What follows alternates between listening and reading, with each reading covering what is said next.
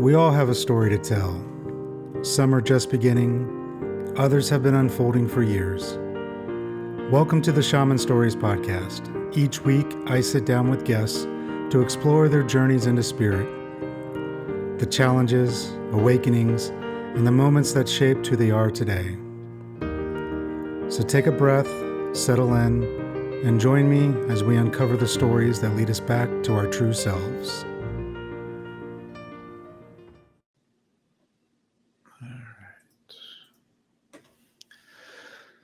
Welcome to the Shaman Stories podcast. Today's guest is Tina Irwin. She's an author, former Navy commander, and what she calls a ghost helper. Tina has spent her life studying metaphysics and the unseen world with a mission to teach the living how to help the dead cross over. Thanks for being here today, Tina. Thank you so much for having me. I really look forward to this show. So why don't you, in this show, I like to kind of start at the beginning of people's journey and how they uncovered the gifts they have, or, what led them to do what they do today. So I guess just when did you start seeing ghosts and, trying to figure all that good stuff out? It started when I was a child. My cat died and I could see her ghost. But my mother didn't believe me. She just thought that I was grieving my friend. Mhm. And after that, I began to sense more things or see more things. But one of the things that happened is that I had I had a sense of things going on, and I didn't realize it. You know, when you're 7 or 8 years old, you don't know that it's called remote viewing. But I remember driving with my parents, and they would be hopelessly lost, and I could tell them if you turned here, here, and here, you'd be where you needed to be. And they looked at me funny, but they didn't really question it. Maybe sometimes for parents, you don't really want to know. Not Yeah. too sure.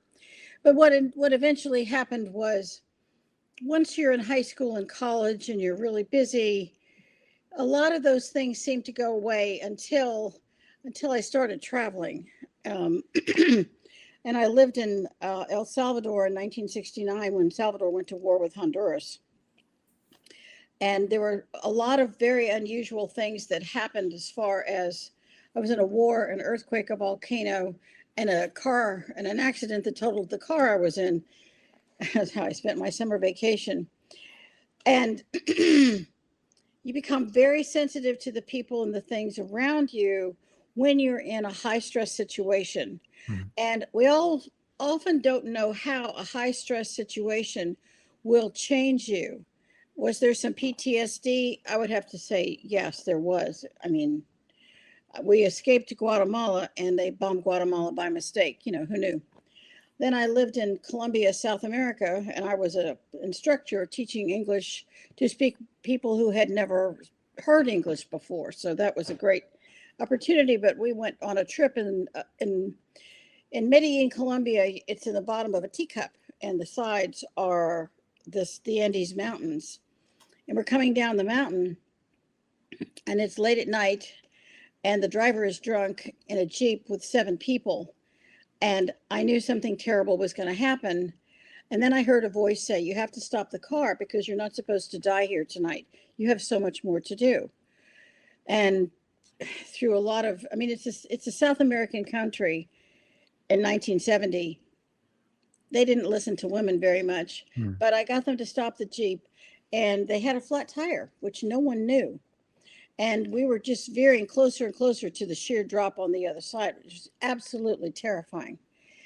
And after that sense of that voice of never really being alone, of there's someone watching out for you, never left me. And then when I joined the Navy and I married my husband, it's like someone went full throttle, and I the psychic ability really started to kick in. And over the years, it just got, theme and variation of things started to happen. When I retired, it just kind of went crazy, and I felt like a ghost magnet, and I didn't know how to. Originally, I didn't know how to help the dead. I couldn't figure out why this was so hard, but eventually, I had to learn how to help the dead, and that happened because someone tried to kill me using black magic. Hmm. And if people think, oh, that's just superstition, all magic is energy. All thought is energy. When you begin to analyze the physics of what happens with psychic ability or any type of psychic phenomenon, it all goes back to the concepts of how energy works. And then it works on the concepts that were unheard of 30 years ago of quantum entanglement and string theory. All psychic ability works in that realm and makes that theory real, not just plausible, real. And it was certainly real for me.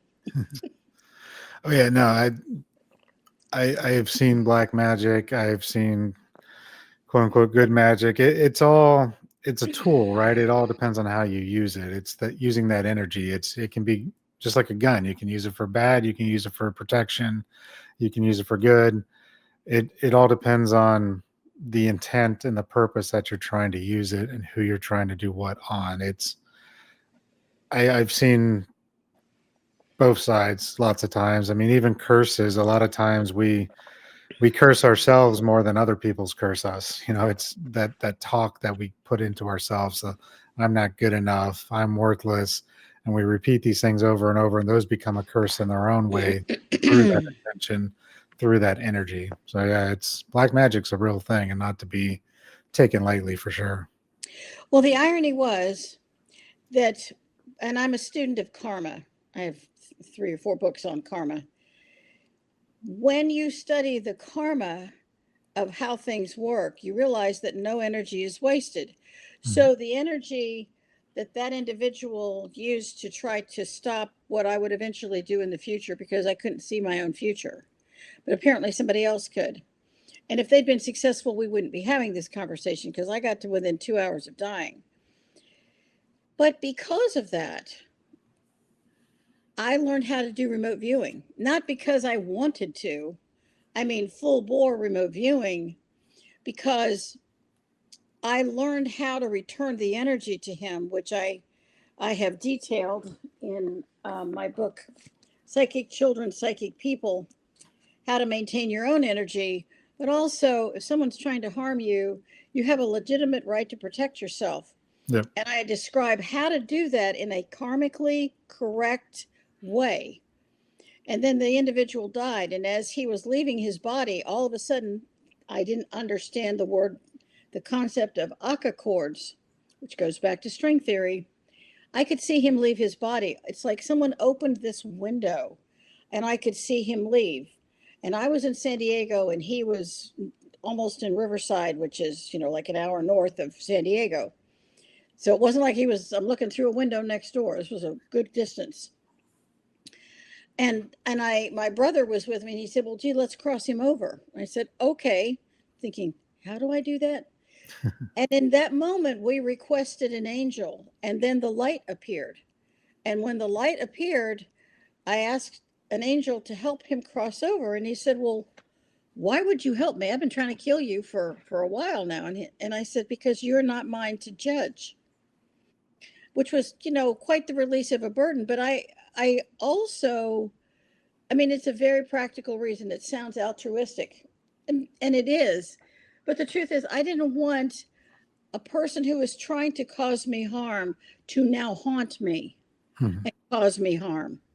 And Edgar Casey talks about this, who is America's, greatest psychic, who was living in Virginia Beach when he died in the 60s. So, looking at what I experienced is not unknown to many other people.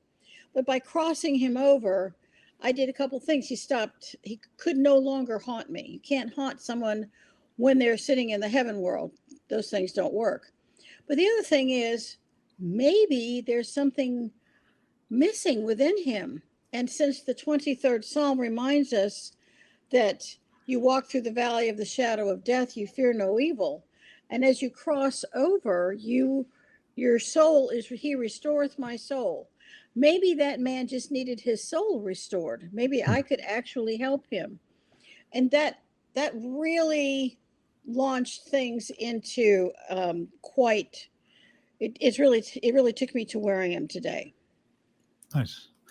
Yeah, I kind of do the same when I'm extracting like darker entities from people or homes or land. It's not mine to judge what happens to them. I merely send them off to, my lineage, my guides, my ancestors, and they figure out what they need, right? It's not my place to say this is bad, destroy. It's my place to just, you need to move and hopefully get the healing you need over here. It's not my place to judge them one way or the other. Way beyond our pay grade, right? Yeah, exactly. I, I just want to move them on. Like, I don't even like considering them evil or good, because a lot of times it's almost a parasitic creature, right? They're feeding off of us. They're feeding off of our negativity, our woundings, our, some people call it luge or hookah. And it's just, they're feeding off of that. And so it's just remove and, send them to where they need to go to hopefully rehabilitate or, if necessary, destroy. But it's not my call or wish to choose one way or the other for them. It just doesn't work. That's absolutely, to me, that's the most spiritually advanced philosophy you could have, Mhm. because it removes you from a place of judgment, and it takes a burden off of you. Yeah. I mean, people say, "Oh, just tell that ghost to leave." Well, what did you do with them? You have you have to do something with them, and if you don't give them to send them to a place where they're not coming back to haunt you, then sending them to your neighbor is just not a karmically not a good thing to do. Yeah. But crossing them over, giving them a space where they can receive healing for the many wounds that they may have had in other lives, that's true spiritual service. That's really why we're here. Yeah, exactly. And it for me at least too, it takes away the, I guess, any fear of the experience that I, especially in the beginning when I was first learning, because it's like, oh well, if this thing is evil, do I need to worry about this, this, and this? Do I need to, and it's like, no, just move it on.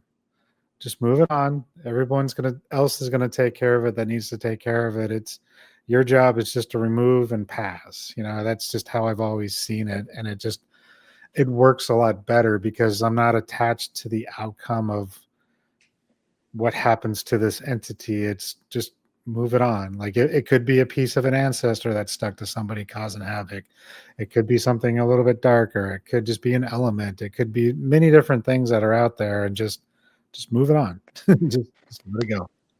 That's I couldn't agree more. I think it's the safest spiritually, it's the safest policy, philosophy, or action you could possibly take.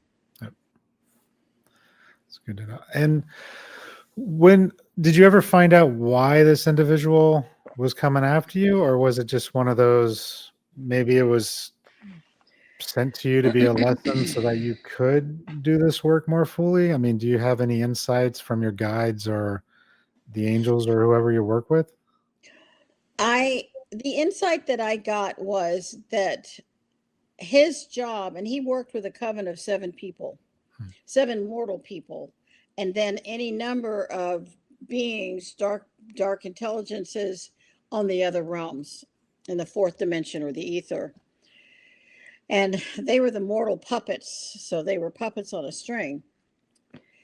And their job was to stop the book. I've written 9 books. I'm working on a 10th. Was to stop that from happening. It was to stop, I think, the crossing over prayer, so that it's a freedom that all mortal people can have access to help the dead. They are they don't have to have a medium do it for them.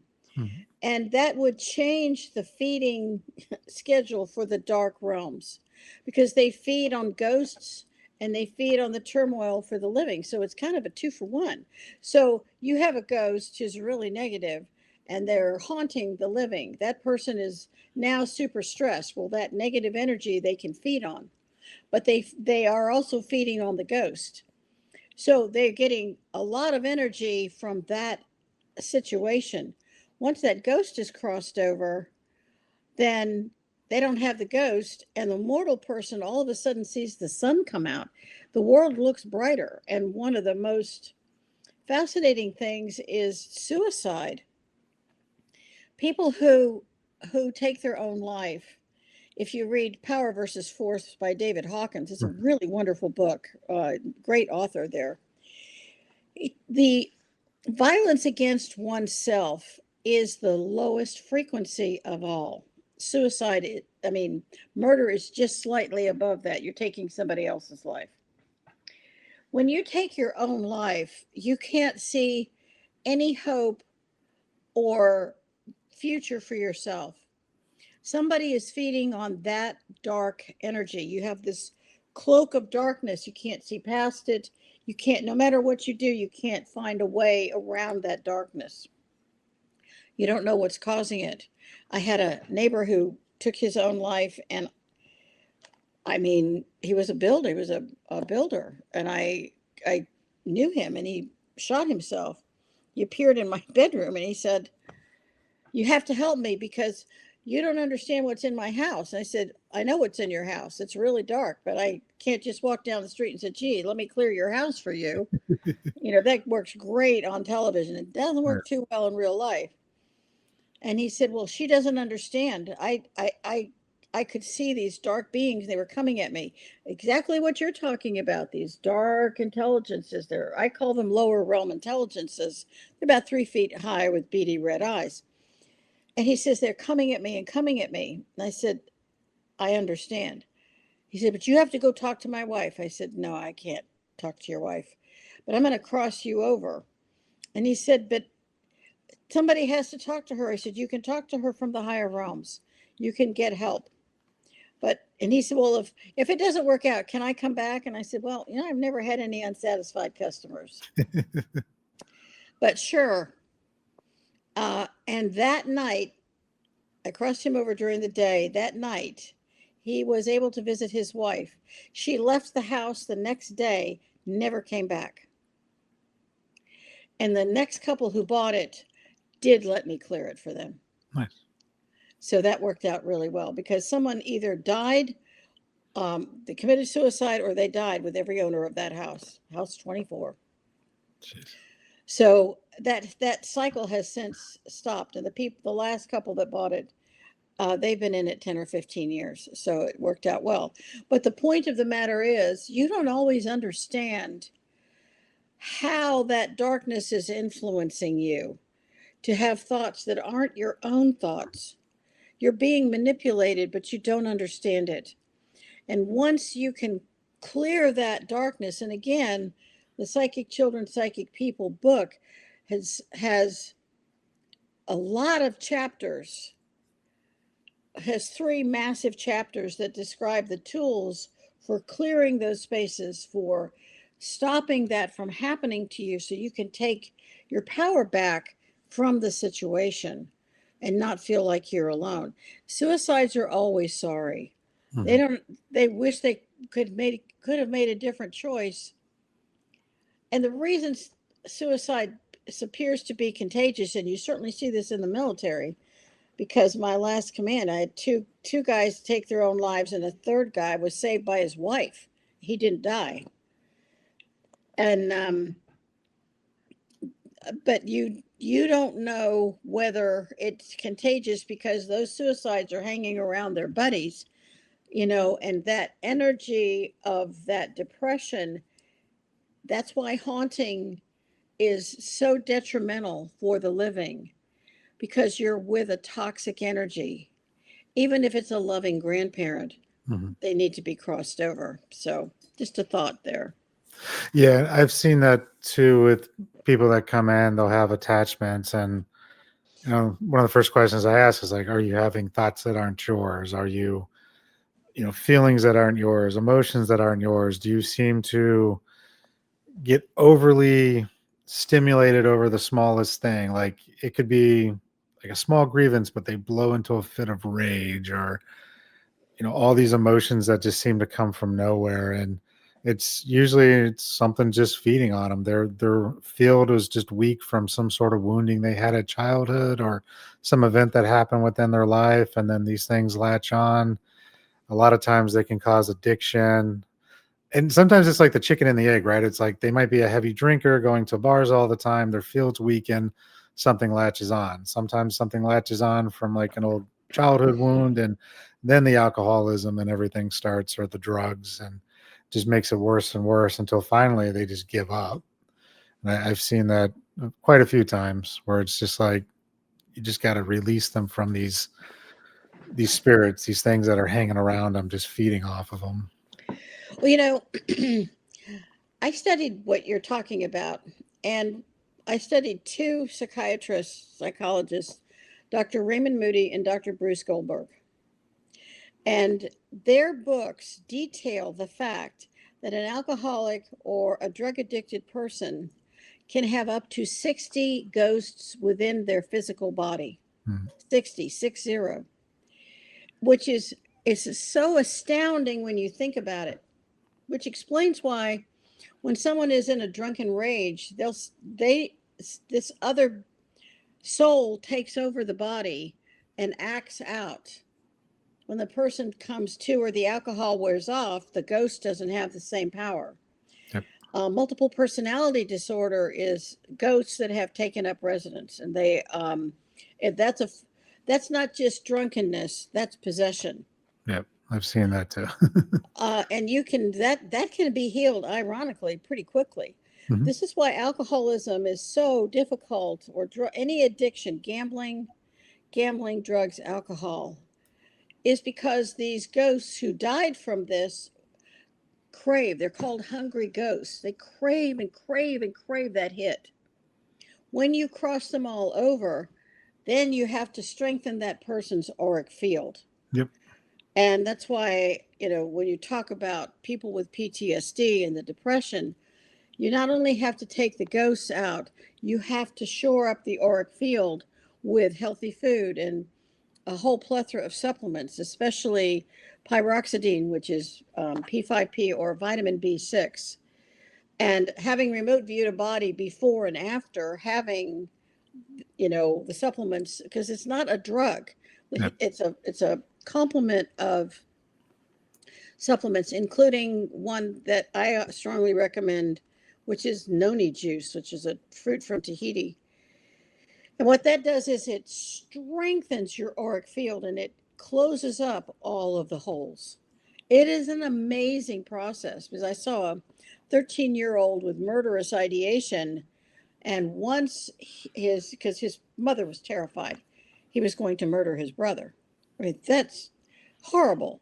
So, was there something with him? Oh, yes. He was sitting in front of me one time, and I watched this. It's like this black oil took over his eyes, and they weren't, I don't know what that was, but that wasn't human. And he became a different person. And to watch it happen right in front of you, really, really chilling. So, yes, that's why it isn't just kind of a cool, you know, thing to talk about ghosts. What you and I are doing is helping to change not just this life, but the lives of the attached souls and or beings in the other realms.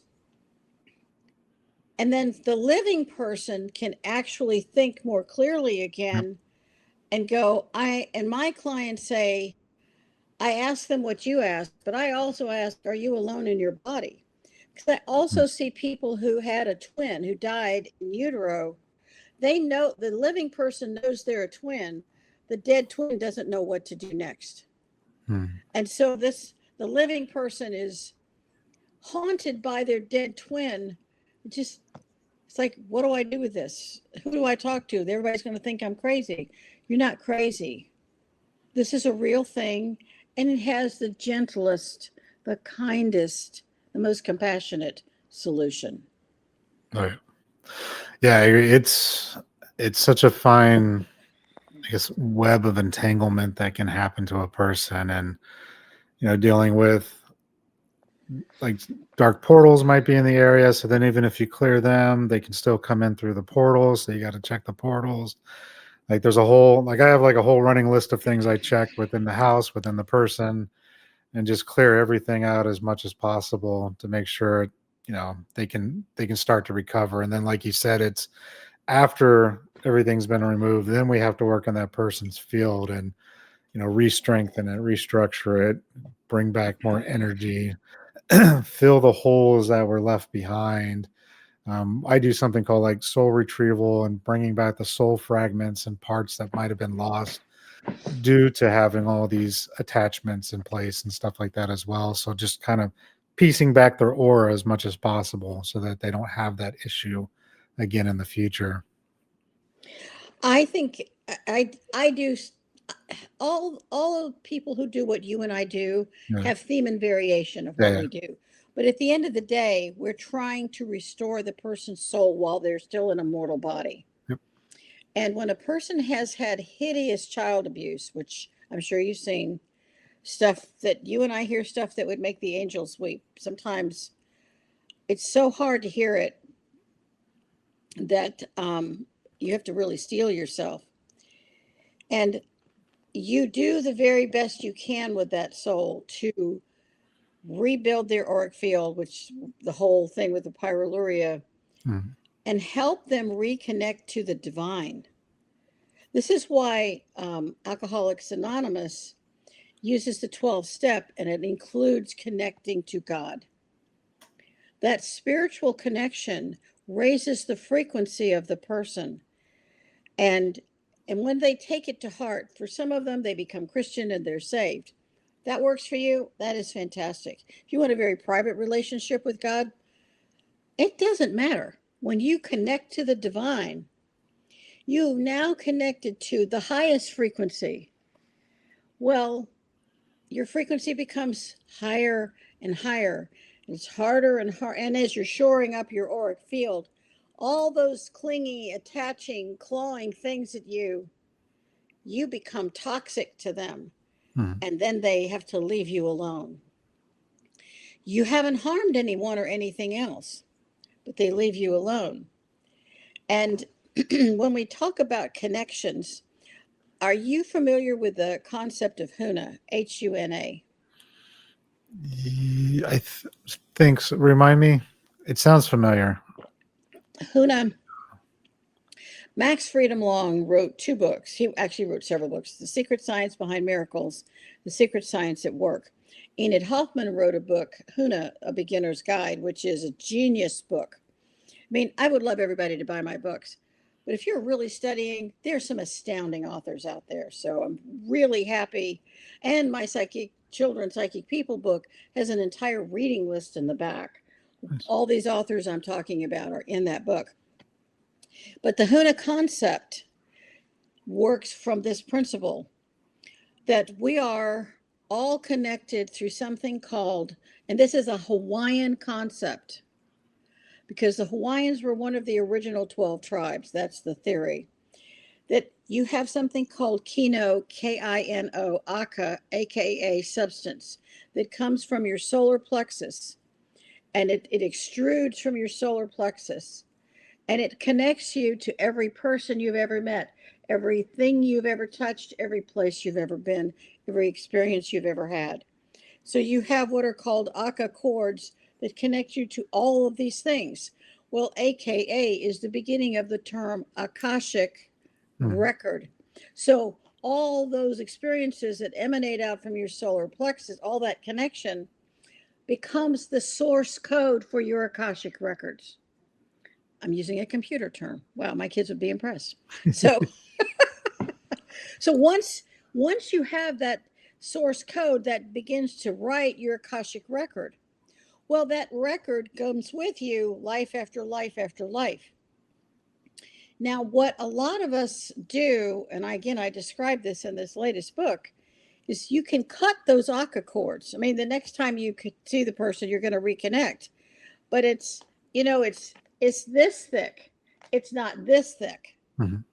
So that the energy between you, this is really true in a divorce.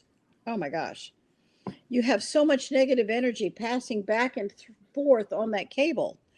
I mean, we accept that all of these things happen, but we know there's a transatlantic cable or a trans-Pacific cable that connects things, that we can't see.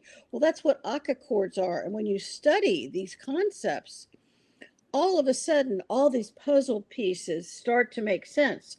That takes us to, so the ancients knew about the Kino Akka substance. Isn't that string theory? And a most practical element that has been known about since the time of Lemurian civilization. And so uh, that's been discussed for a really, really long time. When somebody talks about the big kahuna, well, that was one of the magicians in the Hawaiian culture. It was a very peaceful culture. The only sin in Huna was violence against oneself. Hmm. And they said you had three selves, a conscious, a subconscious, and a superconscious. So when the conscious says, I am a strong and intelligent woman, or I'm a strong and intelligent man, then your subconscious believes anything you tell it. So now you are building your subconscious. And when your conscious and your subconscious have a partnership, that opens the gateway to your higher self and the higher realms. And it creates this beautiful spiritual pathway, which I frankly find quite exciting. I just wish more people understood that there is such an elegance in the simplicity of the Huna concept. Hmm. I'll have to check that one out. It sounds familiar, but I've never read the book, but I think I've heard it mentioned before. So just making a note for that one. I guess one question I'm curious on, because I've had a few other people who have um, crossed others over. I'm just curious how that process is for you, and what do you see when you do that, or in general when people die? Like, what happens in your viewpoint to us when we die? Like, do we? I'll just let you answer without leading any question. Well, I cross over dead from 500 to 1,000 years ago. It doesn't matter to me when they died. It took me a lot of years to get to that level. But for example, my niece died when she was 6 years old. She's in the emergency room watching them work on her body. I'm remote viewing the hospital. My sister, my brother-in-law, my niece are freaking out because their 6 year old is dead. She sat on the sofa, said, I feel hot, and she died.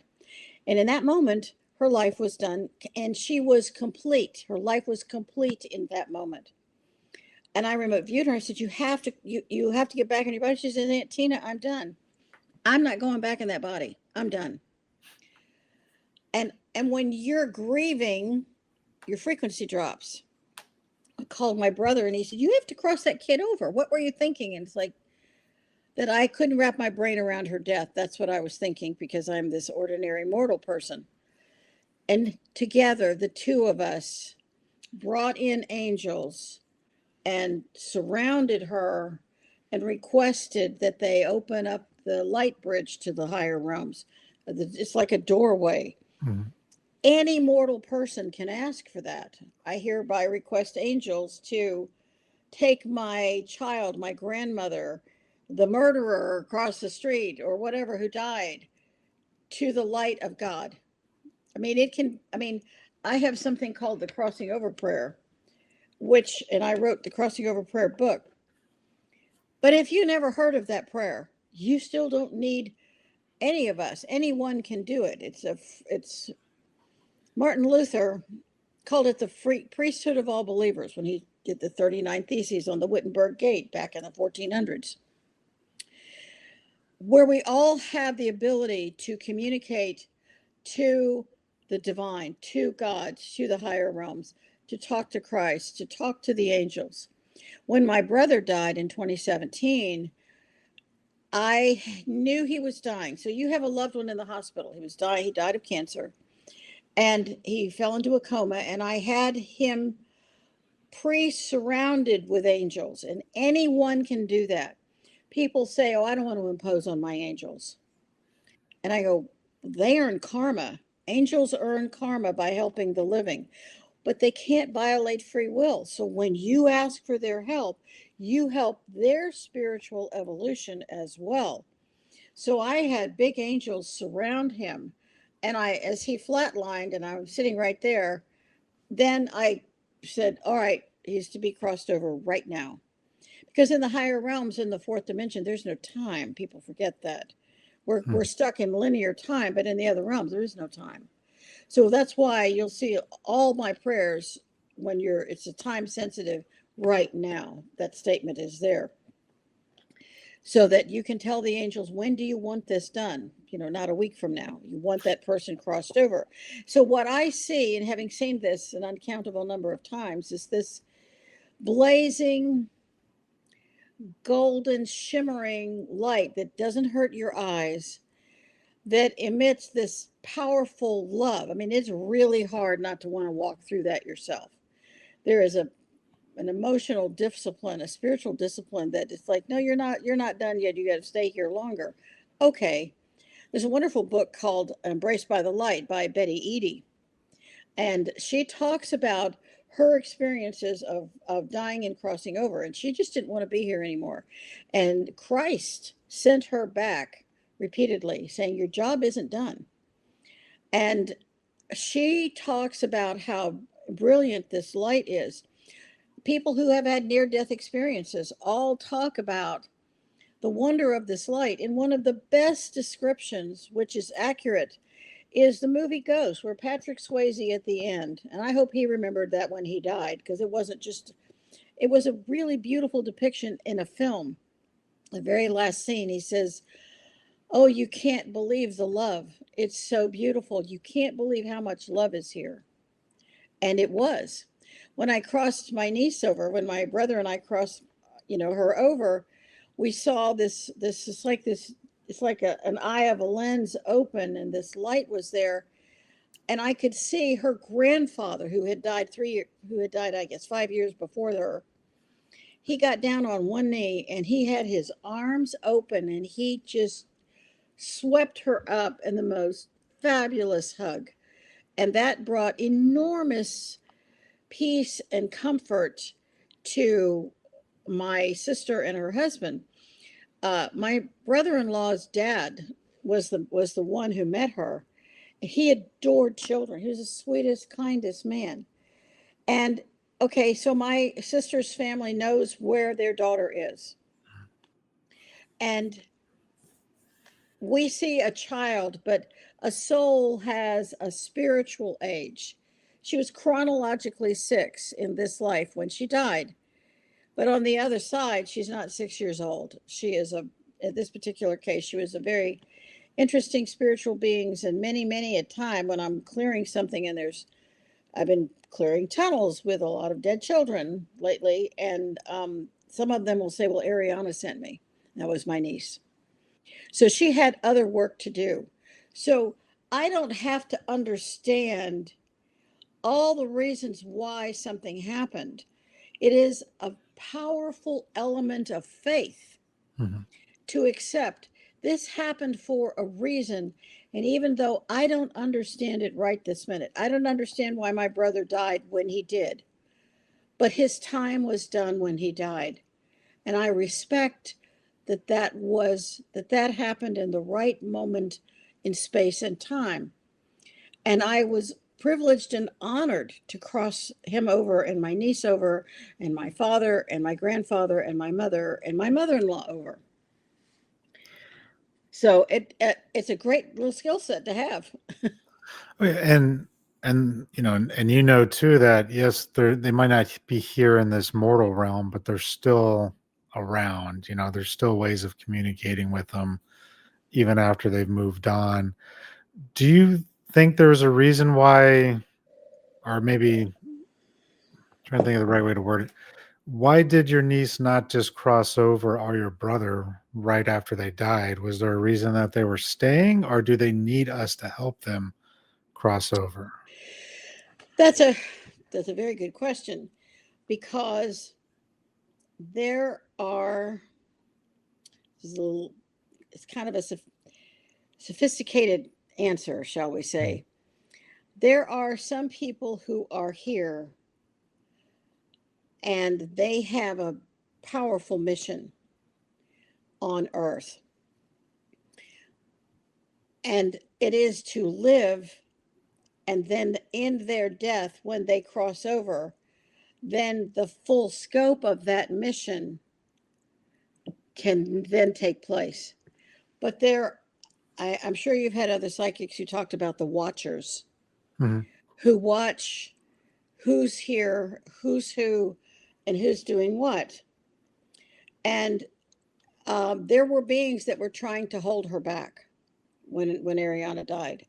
I could see them, and I was brought in spiritual police and had them removed, and then could cross her over. I knew they would be coming for my brother. He was a very, very good psychic person, which none of his friends knew. He was very, very quiet about it. But he and I had some extremely powerful and deep discussions on how the spiritual realms worked and how things worked on the other side, what you could and couldn't do, and what spiritual law is. So as you clearly are, you're operating within the confines of spiritual law. So I would have to say an awful lot of people automatically cross over. They have a deep and abiding faith. Maybe they had a near death experience. They already know what that light looks like, and they are ready to go. And they are welcoming, and they look for the light, and they ask for the angels, and they're good. There are other people who were born in sin and died in sin, and they can't believe God would love them. There are people who the dark side doesn't want them to cross over, so they can't complete their mission in the higher realms. So that every person's death is as unique as their life. Mhm. And I really want to point that out, and I'm thankful that you're offering me that opportunity. No two deaths are the same. As each of us is such a unique personality and loved in the eyes of God, so are our deaths equally unique and powerful. And how we die or whatever the process happens for a reason. And when you can see that light, I mean, a 6 year old is not going to know to ask for the light. She's still functioning with a 6 year old mindset. My brother would have known to ask for the light, but knowing who he was, I felt he needed an escort. So there was never going to be a question. Mhm. And they come back and visit you in the dream state. And sometimes it's so real. It's incredibly real. And some people tell you they're okay. Some people come to you when they feel you're in a time of great stress and you need that love and reassurance. They don't stop loving you, they always love you. And even if you had a very difficult, viciously cruel parent, crossing them over means they still earned the karma for the vicissitudes they visited on you. Crossing somebody over doesn't erase the karma that they created in this lifetime. All it does is, in our Father's house are many mansions, so that those souls go to the realms by which they're in resonance with, what their frequency is. And Robert J. Grant wrote a wonderful book called A Place We Call Home. He and I were both published by the Association of Research Enlightenment, the Edgar Cayce Center in Virginia Beach. They published my first book, although I got my rights back and I publish it myself now. But and Edgar Cayce talks about a great deal of this. So when you're studying, there's so many wonderful writers that offer some of the most insightful and subtle tools and information that you can have to expand your spiritual knowledge and help guide you on your spiritual path. No, I agree. Yeah, and that's why I ask, because everyone seems to have like the same pieces, just a different perspective sometimes. So that's why I'm always curious. Because when I went through my training, I was taught basically everyone will cross over except usually those who might feel a lot of guilt or feel that they need to maybe stay and watch the family or they don't deserve to cross over.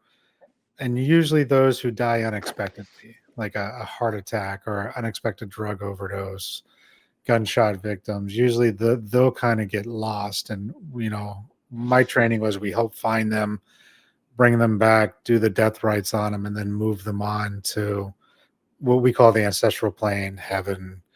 To me, it's all the same. It's just different name. And then from there, they would get the healing they needed.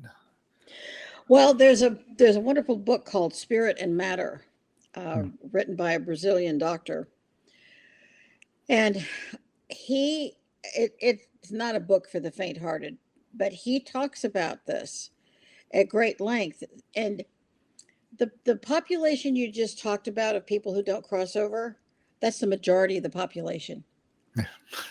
I'm sorry, but you're in a war zone. You don't know you're dead. I crossed over Revolutionary War British soldiers, and they were still in the field, and I could see their uniforms, and you can see this little trickle of blood and they're still holding a weapon. They have no idea that they died.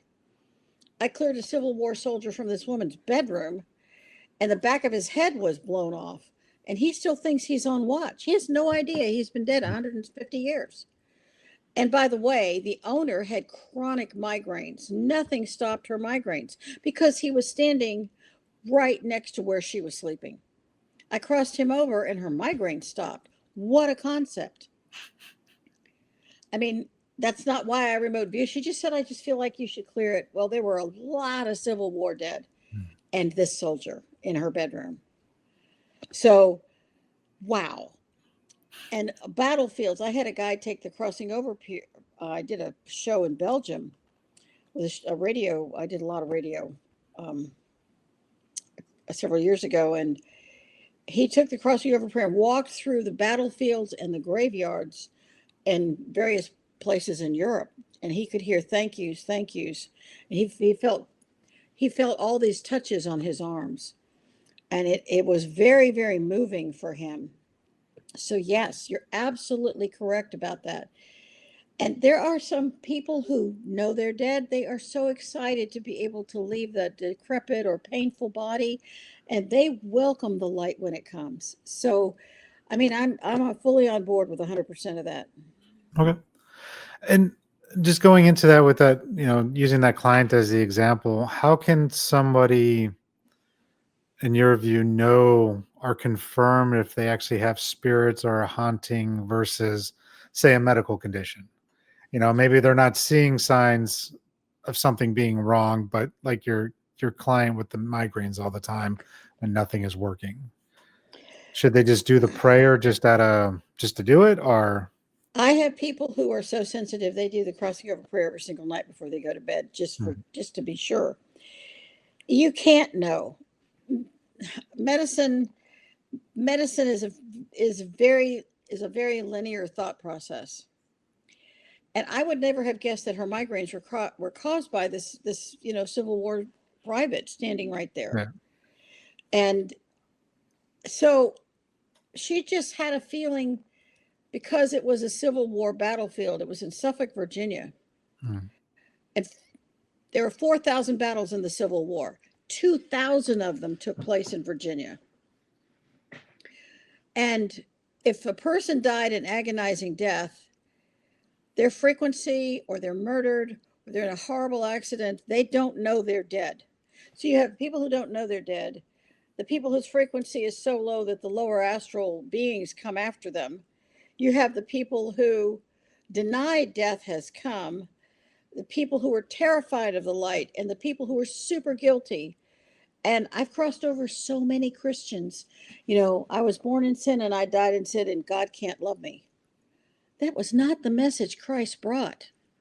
That wasn't the good news of his Father. So I always try to gently encourage Christians to perhaps see themselves as as loved as much as Christ spoke about loving, and to embrace the concept that each of us are loved beyond our wildest imaginations, and that when you cross someone over, even if you don't know them, it is the compassion you will want for yourself. Yeah. I consider it an honor to do it when I do it. When my father passed away, I was able to do the death rites on him right at the hospice and move him on right then and there. So he didn't have to wait for me to do anything. It was just, this needed to just happen. So for me, yeah, it's an honor to get to do it when it happens because it's important work. It's hugely important work. And I really applaud you for that spiritual service and the opportunity to share these concepts with as many people as possible because there's no religion in the afterlife. Mm. There's, I used to joke about Page, Arizona. When you drive into Page, Arizona, which is where all the SLOT, slot canyons are, there are 13 churches all right next to each other. 13 houses of God, all believing that theirs is the only way. It's hysterical, very ironic. But anyway, um, I feel like there are, there was a woman in North Carolina who was 86 years old, and she claimed that all these ghosts were haunting her. She couldn't sleep at night and is keeping her husband up, and her daughter didn't want to think that her mother had, raging dementia. And so I got a phone call, and I said, if I do all this stuff, I'm going to have to charge you. Here's the prayer, absolutely free. Try it. Print it out, post it on her bathroom mirror. She did that. Her mother went to sleep, her father got to sleep, and she stopped seeing ghosts. But what she saw in the steam on the mirror was thank you. Hmm. It freaked everybody out. They had to take a picture of it, they couldn't believe it. And she could sleep at night. And that's why I wrote a book that helps parents with psychic children because they don't know you can't see it. They're seeing it. And now parents know how to help their children do spiritual service in a very gentle, benign, private way. I Yeah. mean, when I travel, I have crossing over prayer cards in my purse so that anyone coming at me, that the cards actually create almost like a light beam. People just simply go, they're just taken care of as I'm walking. Keep it, it's in every piece of luggage, it's in the car, it's in the purse. I'm not taking any chances. Help everyone and it's sort of a passive way to do it. Do you ever find that you need to convince somebody to move into the light? Like maybe, kind of what you're talking about with those with like the Christian regret or thinking they're not deserving. Do you need to actually communicate with them or is the prayer usually Well, enough? if somebody says, "Can you clear my home?" and I was asked to clear um, an apartment in downtown Los Angeles, of all places, and in the mid 1800s, it was a saloon hall. It may have been San Francisco. I don't remember. And there was the madam in the saloon hall, Mhm. and she was haunting this couple, but they're in they're it's 2006 and they're in it's 200 years ago or 180 years ago, whatever. She had no idea she was dead, and I said, it's time to, I'm here to cross you over. And she says, well, I'm not dead. I said, well, you are dead, and it's time to go. And she says, I'm not going in, there's nothing you can do about it. And it's like, yeah, there is something I can do about it. So I bring in you bring in a couple of 7 foot tall archangels. You don't really have many problems after that. Size matters in that case. So, and she says, "Well, I got my say so," and I said, "Yes, but my say so trumps yours." Mm. Sorry. And I crossed over the people who had died. There were 3 or 4 people in the room. It was been a shootout. They were all dead, and they were stuck in time and that toxicity of them being there. That's why this very odd skill set. I sift through the stacks of time to find the either the ghosts or the individuals who are influencing what's happening today. If I went back, maybe there were other ghosts through other periods of time. If you think about where major cities are, how many millions of people have lived and died there? The Yeah. probability that there's ghosts, pretty high. Or, they've been built on top of each other, on top of each other. The like New York, Seattle, for example. I've been in the low parts of Seattle on ghost tours, and buildings were destroyed, and then streets were built on top of them, and then new buildings were put on top of that building, and then they're breaking into basements, trying to dig out something, and they find like a whole nother room. We see that all over the world. I mean, Turkey has everywhere has them. That's how we've been finding things. Well, there's a place in Turkey called, I think it's Kuyu, and they discovered these cave systems Yeah, that's with the one I this. was thinking of You were too. thinking of, I had a feeling that was Yeah. Kuyu. There were 20,000 people lived there. I mean, it's astounding. So there's a lot of people who have lived and died on Earth. So if you're going to clear a location and somebody's burning a little sage, which is worthless, somebody 400 years ago had no idea you're burning sage. That's why sage can't work. I use dragon's blood and cross them over. There's multiple steps. If you're dealing with ancient ghosts and things like that. And sometimes you don't know how far back that person died. Mhm. Now in South Carolina, it's a law. You have to reveal if somebody died in the house, and which is the law in California, real estate law. But in South Carolina, you also have to um, disclose your house is haunted. And Really? that this was before we sold our house in Charleston.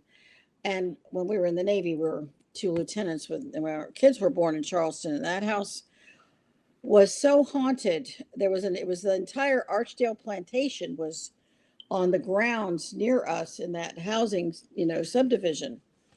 And one woman would come down every morning, and a rocking chair would be placed in front of what would have been a window or a porch. And it's just rocking to beat the band. Terrified her. Another woman would come downstairs every morning, and all her furniture was rearranged. She was so terrified she moved. Another guy told me that there were horses clomping on his. He could hear them all night. His house was built on an old stable. I mean, and of course we had a ghost who we called him Jake. He nearly drove us stark raving mad. I didn't know what to do. I do now. Well, you bring up a point though with that. So you mentioned the horses. So is there horses are usually more aligned with people energetically? So do you think that's why the horses didn't cross over, or are there other animals that just don't cross over? I mean, you mentioned seeing your cat, but was your cat just not crossed over, or did it just was it like a I remnant? I think what happens with animals and is that the aka cord between an owner and a pet, Hmm. whether it's a horse or a potbelly pig or your dog or your cat or your canary, is huge because the animal gives you unconditional love. That's massive, massive bond. So when that animal dies, then there's some confusion. And I have a crossing over prayer for animals as well in the crossing over prayer book. And when you look at that, you have a huge connection. I didn't see my cat forever. I saw her for several months, and then I didn't see her anymore. I didn't know where she went. And sometimes they do. Now, I was walking along the street in my neighborhood many, many years ago, and I saw this woman's Cocker Spaniel. And and I looked at him and he was wet. I couldn't figure out why is this dog wet? But he's a ghost. And so I called her and I said, "Did something happen to Remington?" And she said he fell in the pool and drowned. And she said, "How did you know he died?" And I said, "Well, I saw his ghost and I kind of brought in an angel to carry him into the light." And I mean, it's one thing if you go to a vet and you have your animal put to sleep, which I've Hmm. done many times, and the animals, once they're out of a decrepit, painful, struggling body, I watched this with my brother's cats. They would stand with their paws on his shoulders from the table and look at him like, "I've loved you so much. I have loved you so much. I will miss you." And then the angel took the animal, and that was, I mean, no matter what you do, you're going to grieve it, but at Mhm. least you know your animal is cared for in that way. Horses, I think that the sound of the horses, not necessarily the horses, were what was heard, because this was a massive plantation. So he was hearing the sound. And you're thinking, how can you have sound without the activity? But there was a lot of activity in that stable, and that was still resonating through Mhm. time. So I think there's some discussion there. These were working animals. People wouldn't necessarily have thought to have loved them, excuse me, unless you were the groom, or you were the stable hand or something. Yeah, that's why like an echo of time, basically. Exactly. Because there's sometimes people talk about like a ghost that just only does like one thing and then disappears, only does that one thing and disappears. And I often wonder if that's really a true ghost or just like a memory of a person that's just maybe like a strong emotion happened at that moment and it's just a remnant of that person that we're seeing in that second. It's walking down the stair. It's just always doing the same thing. It doesn't recognize anything. When we had a really lovely house in Charleston, it was a beautiful house, not Charleston, but San Diego, and every so often I would smell birthday candles. That's a very unique Mm. smell in the center of the hall. It's like, and there had been nothing built on that land before us unusual, and it had been a Native American campground, but Native Americans moved. They didn't weren't always stable, so they didn't have birthday candles. So Yeah. what was that?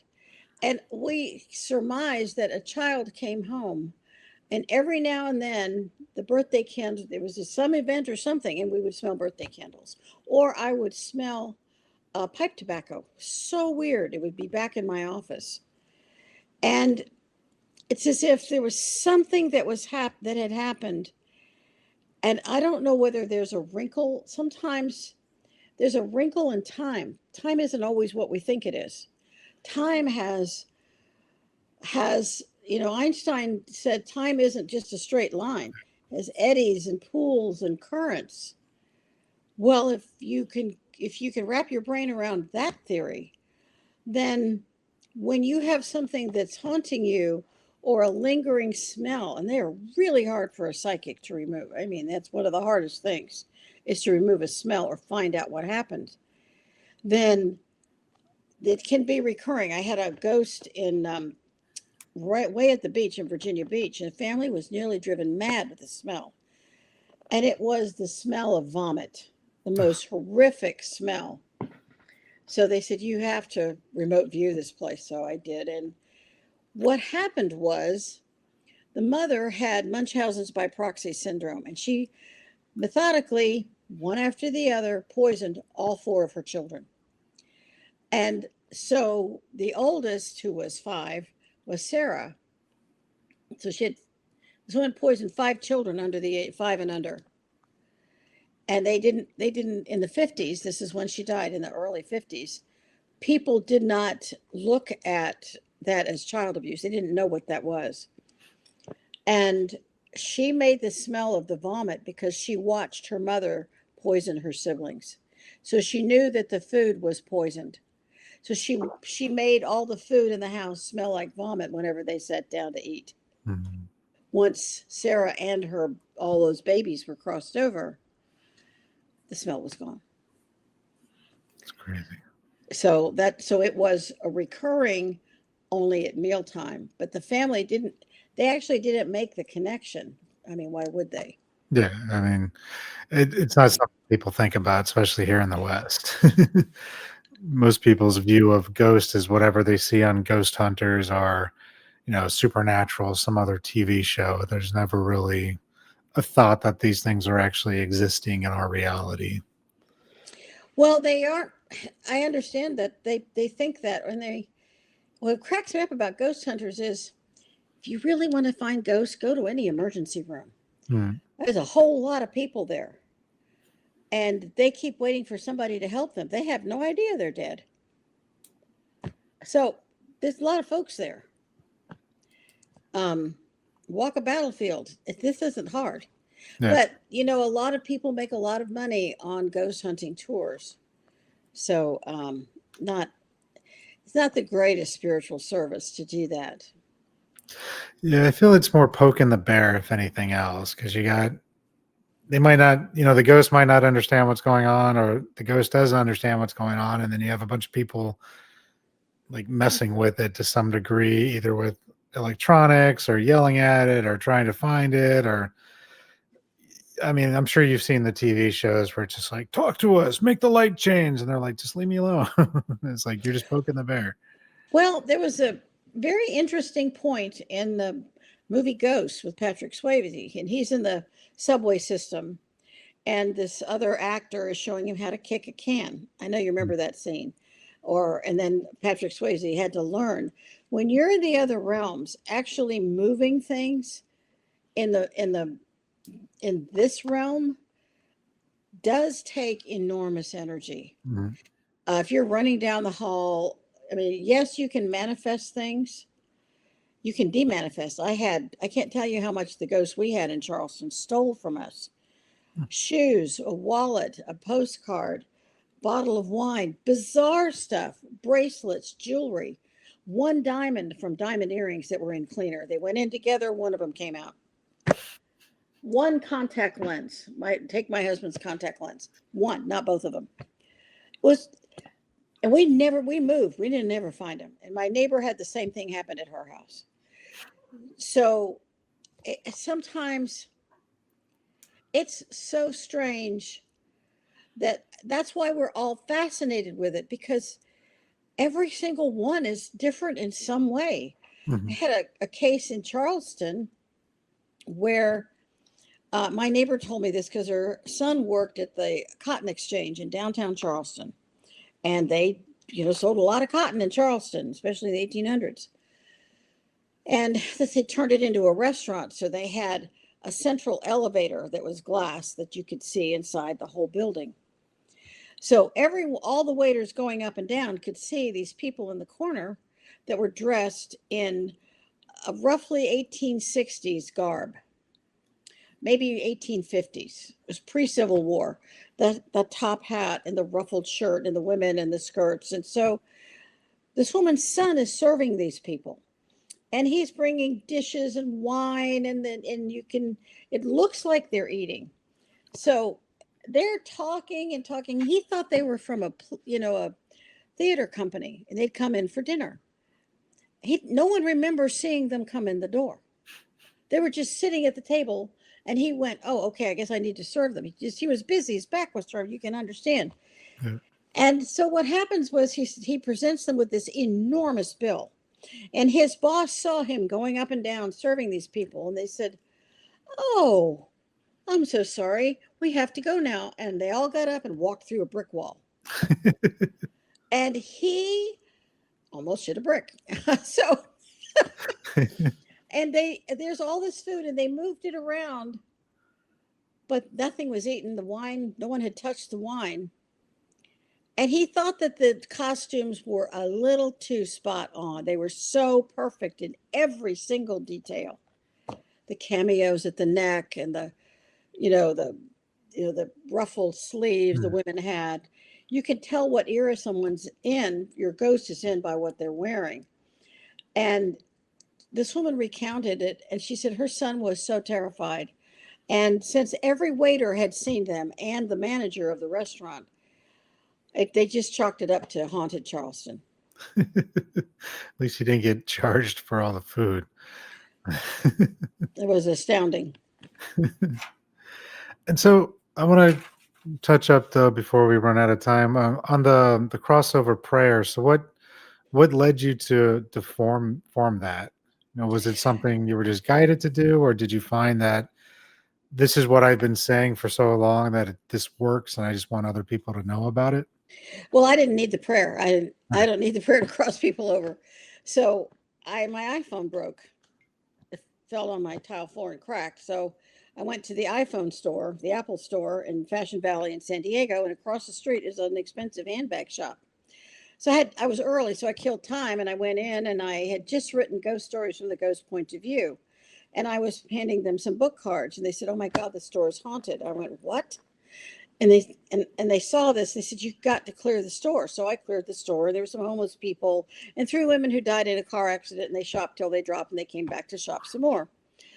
And so I cleared it, and I said, "Here's my card. If it happens again, let me know."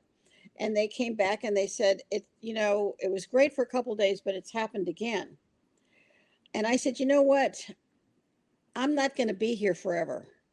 So I'm going to write a prayer to cross people over." So I sat down with a little help from my friends and wrote this. Um, and I edited it a little bit, but it was like I took dictation. Hmm. And then I sent it to the manager of the store, and she and all of the staff read that prayer every single morning they woke up. And then the ghosts stopped coming. Hmm. And they didn't need me. And so they were beta testing it. And then I had my radio show host friend in Belgium, he took it to the graveyards, and then I passed out copies to all my friends, and no one could believe how well this worked. So I even people have crossed over murderers who've been haunting them, including one woman whose father was executed. Her daughter heard her grandfather tell her mother to kill her, meaning the daughter. And when she used the cross, because she wanted me to just get rid of him, and I said, "Yes, but this is your last act. This gives you your power back. I mean, I can do it. What is it going to mean if you do it?" And so she did it. And finally, her little girl says, "Mommy, the bad man is gone now." She didn't know that her daughter could hear what he was saying. Hmm. So that was so powerful that's why I'm publicizing this so that anyone can use it. Whether you believe in ghosts or you don't, doesn't matter. This works. Now, would it work against like more negative entities, like demonic forces, the jinn, things that might be brought out through black magic? In the Crossing Over Prayer book, there is a prayer called the Dark Intelligence Removal Prayer. Hmm. The Crossing Over Prayer, and there's the Compassion Prayer for suicide, there's prayers for murderers, drug addicts, alcoholics, the Dark Intelligence Removal Prayer, the prayer to clear the stacks of time. And that's why I have clients who tell me they travel with this book, which kind of blew me away. And I use the Dark Intelligence Removal Prayer in a very unique way, especially with clients, um, because before they pay me, I encourage them to try these things themselves. Hmm. It's not about the money for me. I mean, we do really well. But it's empowering another human being to take their power back from something that has been really hard for them. So what they do is they print out the Dark Intelligence Removal Prayer, clearing the stacks of time, and they print them out. They put them in plastic sleeves, and they put them between their mattresses. And they do the crossing over prayer too. Those three put them under their mattresses, and they are not bothered at night. And it helps to clear the entire house. It is no one will see it. No one's going to think you're weird. No one will ever know. But Hmm. you will have done spiritual service, and that those additional prayers remove those beings and send them to the higher realms. So you're really taking your power back. And let's say that you're traveling. That's why people take the book with them. When you're traveling and you have this book, then all those prayers are basically dealing with anything coming at you, especially in hotel rooms. Hmm. So some people just have it as an audio book. So all my books are also audiobooks. Nice. So that is the answer to your question, because that question came up. And people all over the world asked me to write prayers for them. I didn't even know that they knew I was writing a book. I mean, it's not like I advertised it. A woman from India said, "I'm terrified of my husband when he's drunk. Can you write a prayer for me?" So I said, "Sure." And she got a copy of the book as a thank you. Nice. So yeah, that is a very good question, and I'm very glad you asked. Yeah, because I try to do the same thing with clients too on some stuff, but with entity work, it's usually like, I let me do that. But if there's something I can give them to try first, I'm all for it because I try to, I want everybody to have the power to do things themselves because we have it. We just don't know how to access it. Or Exactly. like, you don't need to go through, the type of training I went to do. That's the same thing, just like with what you're doing. These are some quick and dirty tools where you can do the same thing without having to spend years and years of studying or practicing. It's just go out and do it. Exactly. Or you're a real estate agent. Yeah. I I work with a mean, lot of real estate agents I do actually. too. A lot of real estate agents. If a house has had demonic activity, I don't pass that off to anyone. I just clear it myself. Yeah. And I have seen that many times, and it takes me a while to clear that. But if you're a remote viewer, you don't have to go to the house. You can remote view from Yeah. anywhere and do it, which is a lot safer for the psychic. So, but if you want to try something where you simply put the prayers, let's say that your child is complaining night after night, put those three prayers under their mattress, between their mattresses. You don't have to say anything to them, they don't have to know you did it. Experiment. Mhm. These are prayers. They're not going to harm any, they're not going to do any harm. They follow spiritual law. So I think that's a great question. Nice. And with that, one question I like to ask before we wrap up is, what advice do you have for someone who's just starting out on their path? Maybe they're starting to see spirits or getting communications they can't understand, but not in a negative way. So maybe their guides are trying to talk to them, or, maybe they do see ghosts. Maybe they're seeing, like you were at 6 years old, seeing your dead pet come back into the house. What advice would you give somebody just starting out? If you're just starting out and you don't understand what you're seeing, that's why I wrote the psychic children's psychic people book, because it's all things psychic, all kinds of psychic ability, Mhm. what you can do, what can't you do, a huge reading list of some astounding authors who can help educate you. I would I would strongly suggest believe what you see, keep a record, keep a logbook, trust yourself, don't be angry with yourself, and don't deny yourself. Write it down and start studying. That's what I did. I mean, this library behind me, and I see Yeah. your library. I read all those. um, and I still refer to them. Yep. And I raise my frequency, and I have several books on raising frequency too.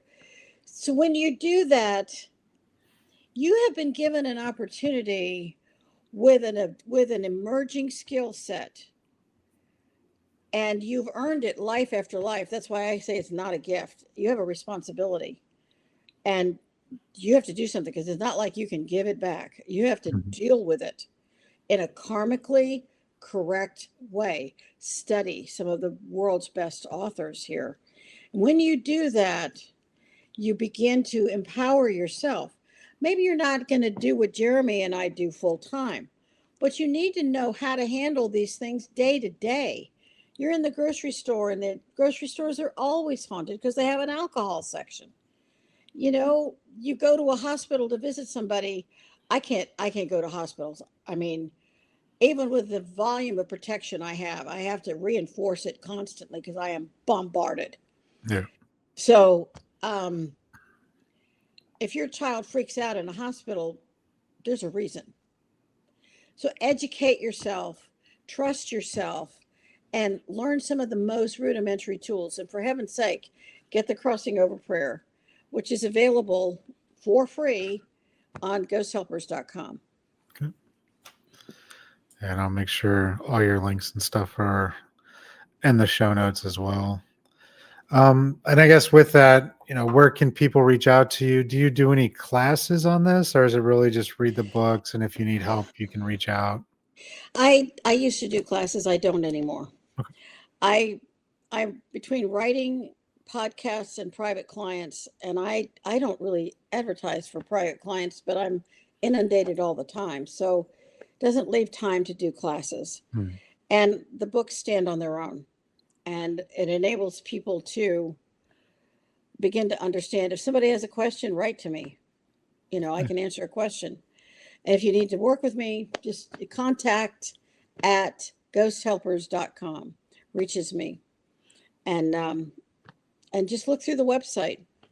All the books are on the website. They connect to Amazon because I don't ship books. Amazon is much more efficient. Nice. So, but thank you for that opportunity, and I hope that this show has really helped people understand that there's a lot of science behind what we are all experiencing, and if we follow the science, it takes us right back to God. Yep. There's no separation. It is the most delightful and glorious linkage you could ever imagine.